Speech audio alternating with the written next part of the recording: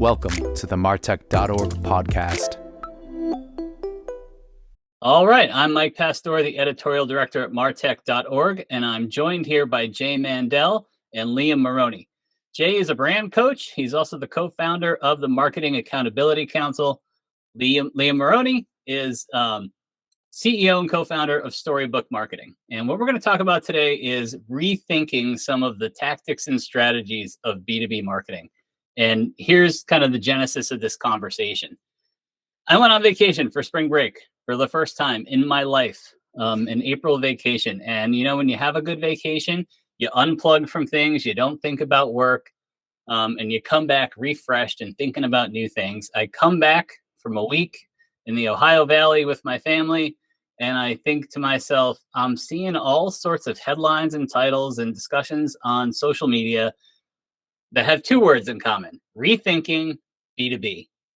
So what are people rethinking in B2B? I've seen people rethinking how they use marketing automation and the tactics that are built on top of it, how they use intent data and whether or not it's effective. And that's a topic that Liam has written about on the MarTech site, and as well as brand marketing versus performance marketing, which is a pendulum that has kind of switched back and forth over the years. So I'm going to start with a question for Liam. Am I missing anything? What else are marketers rethinking in B2B?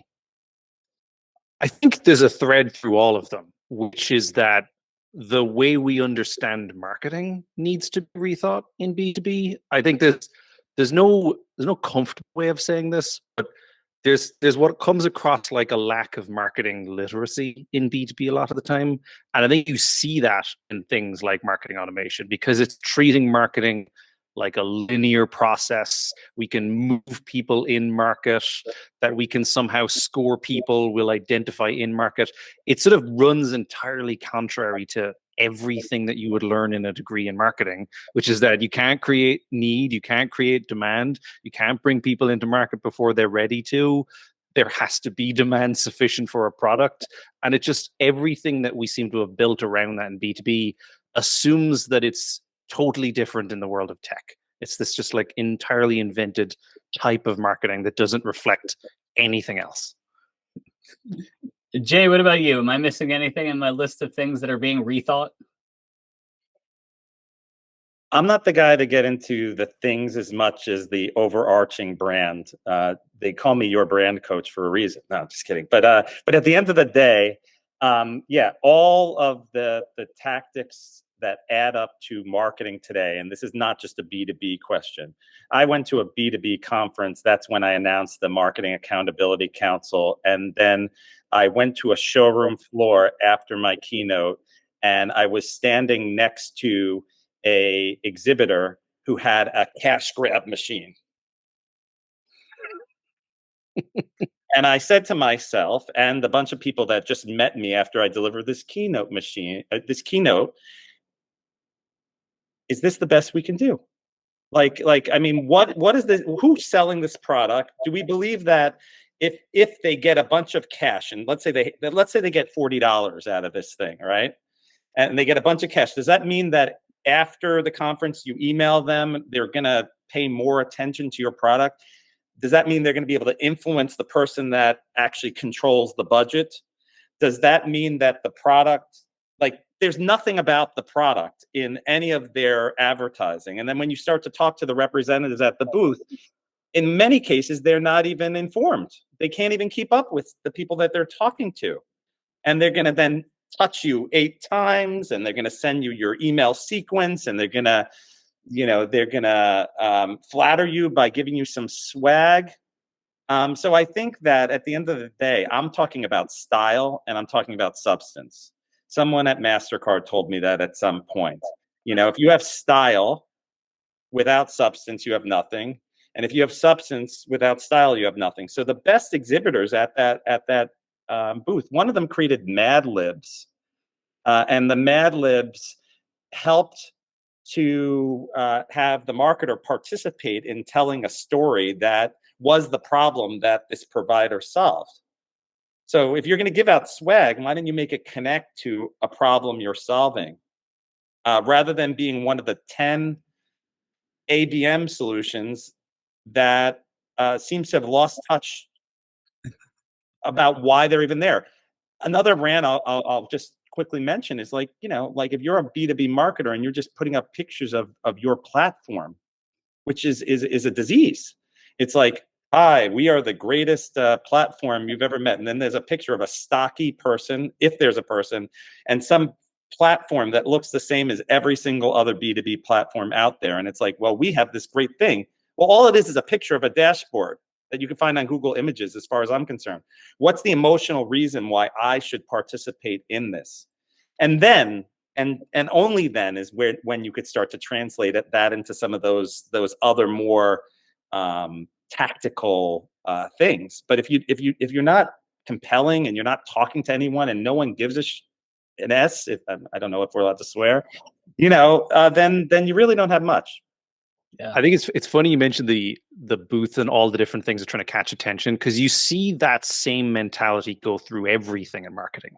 Like you see, like it's like the trade show floor is like a peacock fest of who's brightest and can, like, as though we're all very easily distracted animals that just need corralling. And you see that in the fact that landing pages were built. And I remember being told this, like, you've got to remove the navigation because they'll get distracted. Oh, yeah. As though you're somehow As this if. child that just needs to be pointed in a direction and avoid shiny things so that you'll fill out the form. And it's so insulting to a sophisticated buyer. It assumes that we're going down AIDA, which is not true anymore. The modern buyer's journey is a loop-de-loop where someone learns about your product, they experience your product, they might, maybe they use it for a month or so, and then they're like, this is the best thing since sliced bread. I use Canva. Why do I use Canva? Because I can create a document and make that into a what used to be a PowerPoint presentation. And I watched my students that I taught at several universities literally shift from PowerPoint to Canva. So when I, as a professor, say I'm going to change all my lectures to Canva presentations, and then I take advantage of all the great ways you can make them into videos and all the great way you could share them and quantify the value, and then I tell you on this call, that's the best marketing Canva could get, right? And that's what the B2B buyer's journey could look like. And Canva is very accessible. What is it, $10 a month or $12 a month? It's a very easy sale. But when you're a B2B provider and you're putting yourself in a paradigm that is catering to protecting corporations rather than innovating, and your product is garbage, believe me, I've written about this in MarTech about, being on selection committees and getting software that's $200,000 and licensing fees and all that, and then training the whole team who participated in the onboarding, and not one person used it. That's the environment we live in, where there are these products that just don't serve any purpose or any need. But then there's a whole other element of this, which is like, just because someone likes your landing page or likes your experience, like the buyer's journey is really complicated, but does it have to be? Well, there's also, you may like a product, but then you got to convince sometimes 5, 6, 7 other people to like the product enough to write a check for it, right? That's the other part that. And then we'll look at something like the Gartner Magic Quadrant, which is I know you laugh, but when I worked at big companies, I would do all this due diligence and research and screenshots and experience the platform for myself, and then I'd be asked by my manager, where does it fall on the Magic Quadrant? And then I think to myself, well, what if it doesn't fall? Can we take that risk? Like what is the risk here? That's such an important point. There's this very strange conversation that's happening on LinkedIn where there's kind of like two factions, where there's one who's saying, oh, the Magic Quadrant is worthless and it's all a racket and it's a pay for play, and there's sort of that angle of it. And they're taking the very LinkedIn bubble approach of, well, no one really buys that way. You just go into a Slack community, and it's reflecting small, very early stage startup. But then you have the kind of internal problem that I remember being part of a lot, where you have leadership who thinks that being in the quadrant is basically being in the consideration set. It's somehow this immediate safe, it's safer. It's and safer. that's the thing. It de-risks purchases, which is an incredibly important part of it. But it is not itself like, oh, we're in the quadrant, therefore that's how all buyers will find out where we are. And in my presentation that I delivered in Phoenix, I literally put that up there. Like, that should not be the highlight of your advertising. We are number one in the quadrant. We're the top part of the quadrant. Listen, I buy into the matrix, the axes. I buy into all that. I buy into the fact that if you've made it, whether it's pay to play or not, it is it's an accomplishment. But you're not going to hang your hat on bragging about the fact that some tech company thinks you're okay or good. Like what is the ultimate purpose or you're solving? What are you solving for? That's what you lead with when you're telling a story, right? Liam, that's your business. And I work in the Marketing Accountability Council with all these marketers that, one guy invented this thing called sales gum. His name is Colt, and his company is Scrappy AF, which is a great name. And Colt, invented this thing called sales gum. And it's this sort of funny infomercial that says, if you take sales gum, your sales will increase by whatever percent. I have another guy named Jake in the group that wrote ROI the musical. And I'm going to post ROI the musical too, because it's 15 minutes. It's highly produced. And I told Jake, I'm like, do you know how much this is worth? It's telling a story in a different way. And if we as B2B marketers could you don't have to do ROI the musical. You don't have to create sales gum. But what if we went to one of these B2B sites and we saw, instead of that dashboard or instead of that boring factual stuff, we saw something that made people sort of turn their head a little bit. And that brings us to brand versus performance. One of the things being rethought, I listed at the top. On this topic in particular, we've been here before. This is like a pendulum that seems to swing back and forth because people do brand and their leadership wants to see metrics and they don't have them because it's brand. So they switch to performance. And then when performance shows lots of leads coming in but lower revenue, they go back to brand and maybe they change the title of brand to something else. So Jay, my question for you, is this another swing of the pendulum, or are we going to see some sort of lasting change come out of this? More than likely, it's a swing of the pendulum. If we were to talk about what I'm doing with my career in life, I would hope that I would be able to influence a rounded approach. The whole conversation with the Marketing Accountability Council today was just about who are we serving and how are we serving them. And at the end of the day, we are serving marketers. Okay. And as a marketer, you need a little bit of both. We've all seen those images about the left brain, right brain, and all that kind of stuff. And I say garbage in, garbage out. If you don't have a promise that you're going to make, if you don't have a promise that you're going to keep, if you don't have a product that works, if you don't look at marketing as everything, product, price, place, promotion, even though most of the time you're handed the product and you have no say on what to do with it, then how are you going to buy a list or follow some ABM approach that, when people start asking you the tough questions in the buying process, how is that going to translate into a sale? So I just can't imagine that we're going to go back to a day where, you hold up something and you say, this is the price and it's been cut by 20%, and you should buy it now. We need to give people a reason to participate. And I think that reason starts with brand. And then we need to, based on where these people are, work with smart people that are not going to insult the intelligence of our buyers. But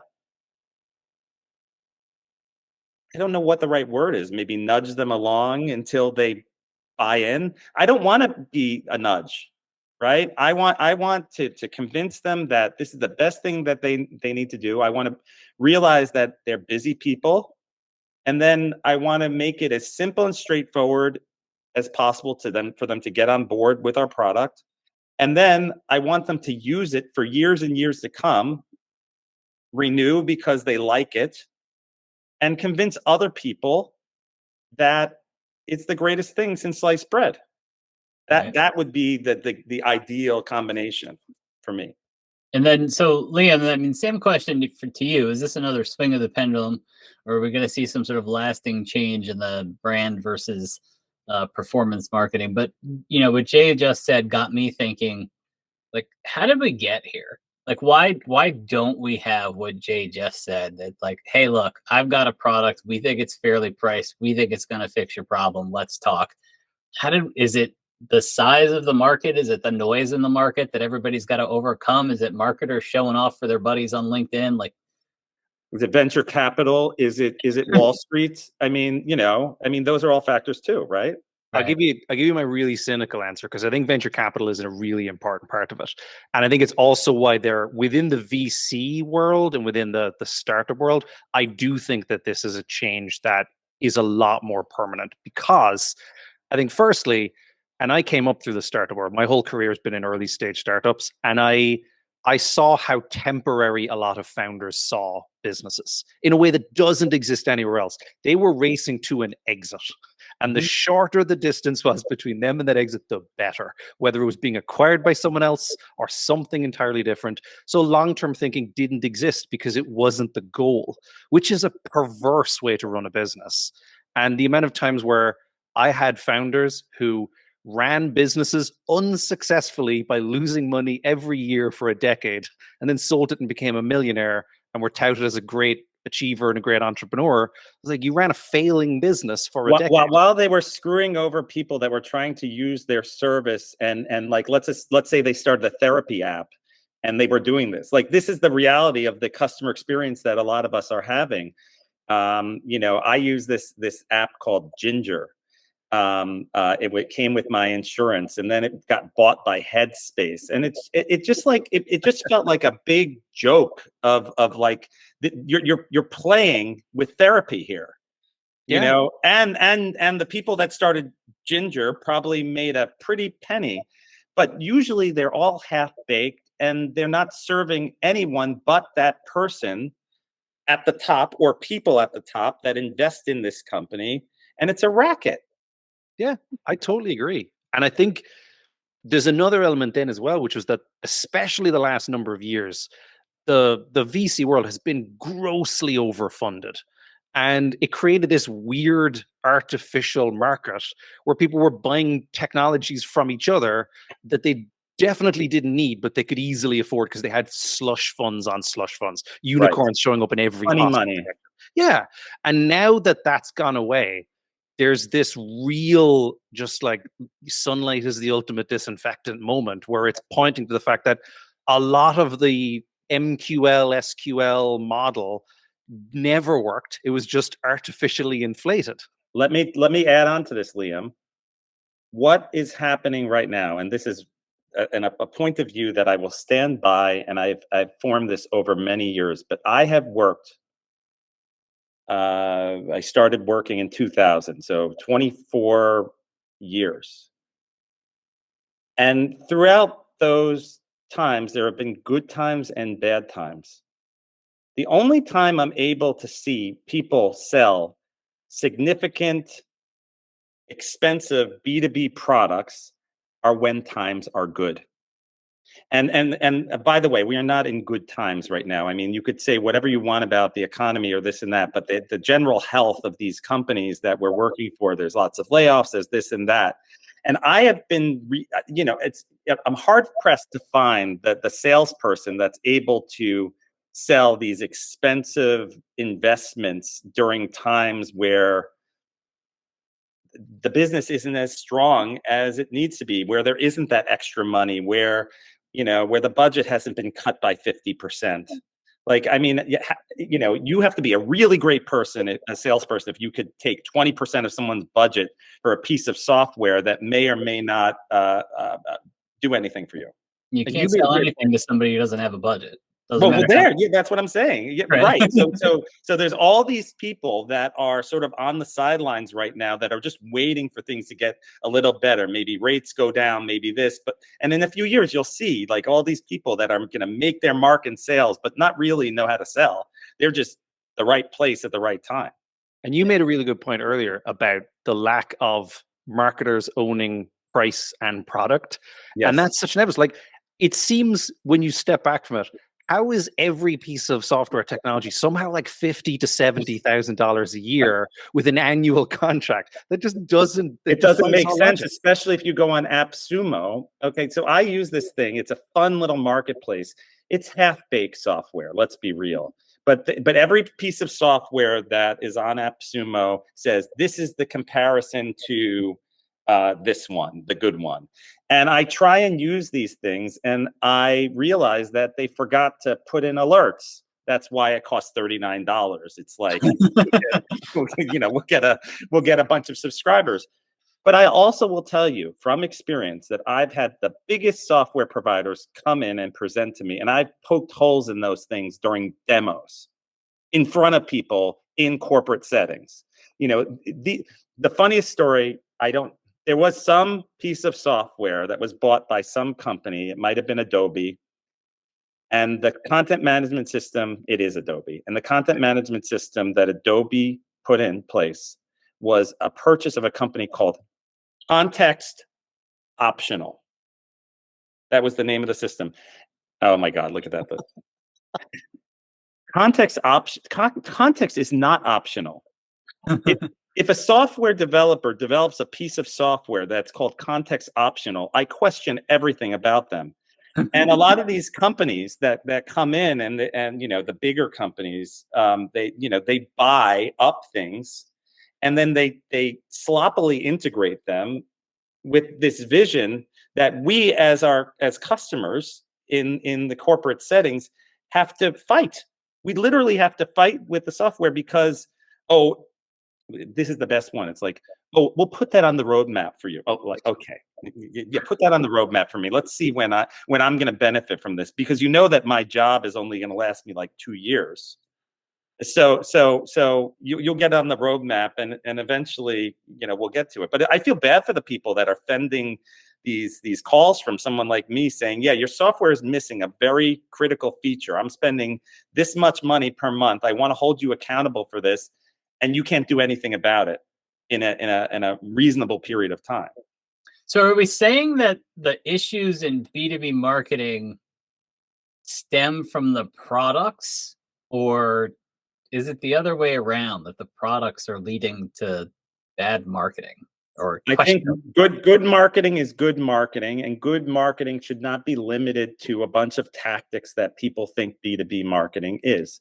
What I said about creating a musical or creating an event, or if you have a target audience, and I hate using the word target audience, if you have an ideal audience of 50 people that might buy your product, you don't need to bombard them with digital ads. Send them an iPad or something, or send them with a nice message that that really commands their attention.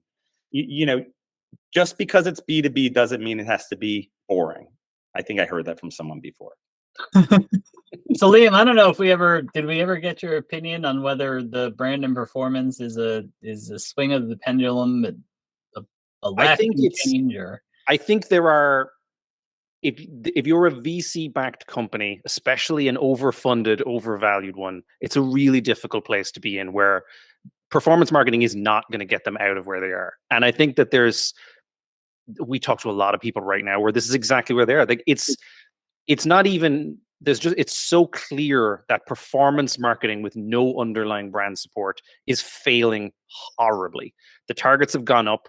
The conversion rates are plummeting. It's very obvious that it's not working. And, you mentioned intent at the start of it.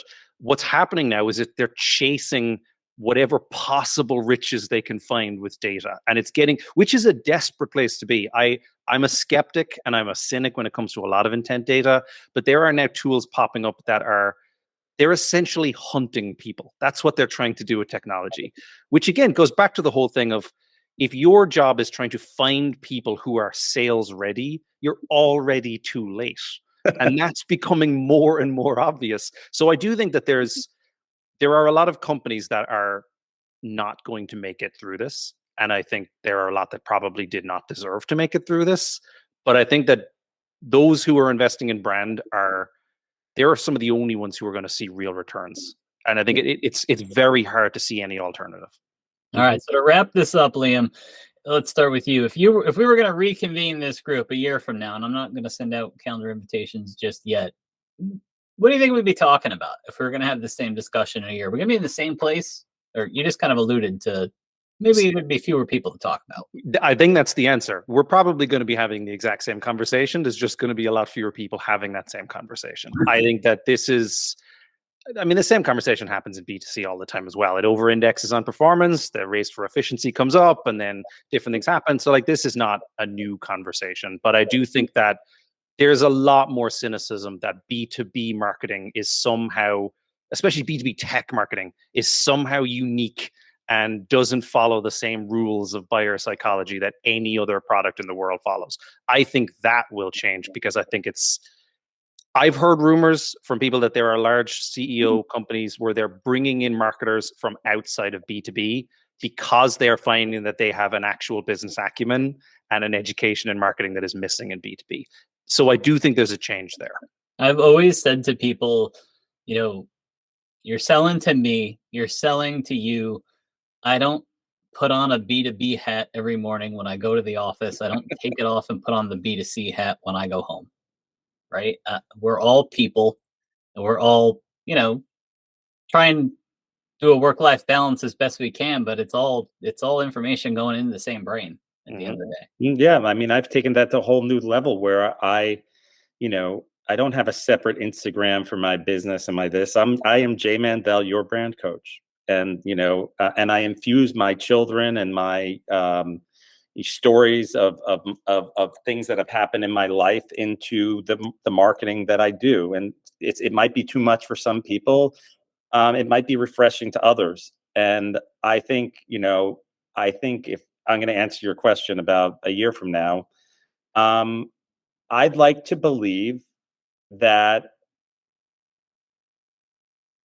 things will change. And that's what I want. That's what I'm building an organization about. Like, I think that's the hope. And I think if we are able to shift the dialogue from we're just going to accept AIDA, or we're going to just accept this or accept that, nothing's going to change. But let's say we as an organization, or even the organization of MarTech.org, were to bring forward different frameworks, paradigms, this idea that my friend has, catch and release marketing. Why do we need to hold people captive? That could be an idea that we could rally around. Why do we need to use NPS? I believe if we're marketers, and the same types of marketers are inventing holidays like Prime Day and Small Business Saturday, why can't we as marketers market ourselves and our function in a way that allows us to sleep at night, allows us to say to the people that are hiring us, that are saying, I need results now, to hold our head up high and say, you know what, I'm going to build a community for you. I need an investment for you. I understand that you need ROI, but we're not going to be building the community to bait and switch people or cheat them. And that community stands over here, and all the other performance techniques will be still employed, and we'll measure things, but maybe we'll measure them slightly differently. That's more aligned with the reality of where we're at. That's my vision for a year from now. All right. Liam Maroney, Jay Mandel, both MarTech contributors. You can read them monthly on the pages of martech.org. Thanks for joining me, guys. I appreciate it. Thank you. Thank you. Thank you for listening to the martech.org podcast. Don't forget to sign up for our newsletter at martech.org/newsletters.